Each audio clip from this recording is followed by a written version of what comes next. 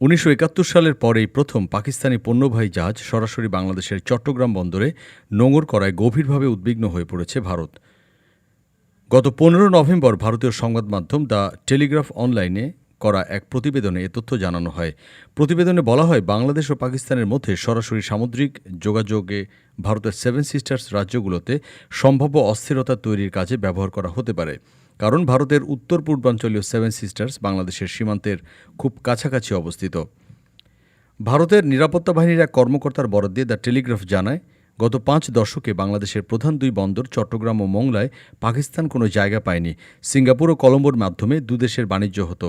তবে এখন পাকিস্তানি জাহাজ সরাসরি চট্টগ্রাম বন্দরে আসবে, ফলে পাকিস্তান থেকে চট্টগ্রামে নিষিদ্ধ অস্ত্র আসতে পারে, যেগুলো সশস্ত্র গোষ্ঠীর হাতে চলেও যেতে পারে। যেমন ২০০৪ সালে পাকিস্তানের গোয়েন্দা সংস্থা ১৫০০ চাইনিজ অস্ত্র ট্রলারে করে আসামের বিচ্ছিন্নতাবাদী দল উলফার জন্য পাঠিয়েছিল, তবে সেগুলোর উলফার হাতে যাওয়ার আগেই জব্দ করা হয়। ডেস্ক রিপোর্ট, আজ বার্তা, ঢাকা।